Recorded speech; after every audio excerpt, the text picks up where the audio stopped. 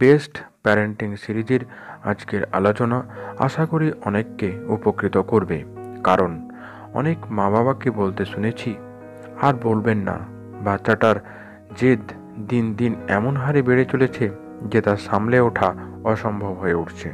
Parenting সংক্রান্ত সব আলোচনায় আমার একটি নিবেদন থাকে সমস্ত অভিভাবকদের জন্য যে বাচ্চা যদি কোনো খারাপ আচরণ করছে যা আপনারা পছন্দ করছেন না, বা সেটা কোনো স্বাভাবিক আচরণ নয়, তাহলে অন্তত একবার নিজেদের আচরণ নিয়ে নিজেদেরকে একবার প্রশ্ন করে নিন। আমার এই নিবেদন আপনারা খারাপভাবে নেবেন না, কারণ আমার এই চ্যানেলের প্রত্যেক ভিডিওতে আমি অভিভাবকদের বেশ কিছু দায়িত্ব নিজেদেরকেই নিতে বলি।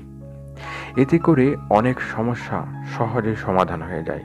এবার বলি, আপনার বাচ্চার জেদ দিন দিন বেড়ে চলেছে বা সব বিষয়ে ভীষণ জেদ করে, তার জন্য আপনার কি করা উচিত এবং বাচ্চারা কেনই বা জেদ করছে। যদি সায়েন্স মানেন, তাহলে আপনাদের ফ্যামিলি ব্যাকগ্রাউন্ডে অর্থাৎ বংশে যদি কেউ ভীষণ জেদি ছিল বা আছে, তাহলে বাচ্চাটি আপনার যে জেদ করছে তা বংশগতভাবে করছে। এক্ষেত্রে আপনি কি করবেন সেটা বলার আগে বলে নিই, বাচ্চা আর কি কারণে জেদ করে থাকে। মনে রাখতে হবে, মায়ের গর্ভধারণ থেকে বাচ্চার বর্তমান বয়স, অর্থাৎ যে বয়সে এসে আপনার মনে হচ্ছে বাচ্চা ভীষণ জেদি হয়ে উঠছে, এই সময়ের মধ্যে মা বাবার কোনো আচরণে যদি জেদ প্রকাশ পায়, তাহলে আপনার বাচ্চা জেদি হবে, এটা মনোবিজ্ঞানীদের মত। বাচ্চার জন্মের পর থেকে সে দেখে এবং শুনে সব কিছু শিখে থাকে। সেই বাচ্চা যদি দেখে বাড়িতে কেউ জেদ করে কোনো জিনিস পায় এবং সেটা থেকে সে শিখতে শুরু করে যে জেদ করার ফলে কোনো জিনিস লাভ করা যায়। হয়তো সে বাড়িতে দেখলো মা জেদ করে বাবার কাছ থেকে কিছু আদায় করলো, বা বাড়ির অন্য কোনো সদস্য জেদ করে কোনো জিনিস আদায় করলো। এটা দেখে বাচ্চাটির মনে একটা পরিষ্কার ধারণা তৈরি হয় যে যদি সেও জেদ করে, তাহলে তাদের মতো সেও তার চাওয়া জিনিসটি পেয়ে যাবে। তাই বাচ্চার জেদ যদি ভালো কাজে দেখাতে চান, তাহলে আপনাদের মধ্যে যে জেদ রয়েছে তাকে প্রথম নিজেরা ভালো কাজে লাগান এবং বাচ্চার সামনে তার দৃষ্টান্ত তৈরি করুন। জেদ করে এমন কিছু করুন যা বাচ্চার সামনে বললেও সে উৎসাহিত হবে, সে মোটিভেট হবে। অভিভাবকরা যদি নিজেদের সমস্যাগুলো সম্পর্কে সচেতন হন, নিজেদের আচরণগুলো সম্পর্কে সচেতন হন, তাহলে বাচ্চাদের নিয়ে যে সমস্যাগুলো তৈরি হয় তার সহজেই সমাধান করা সম্ভব।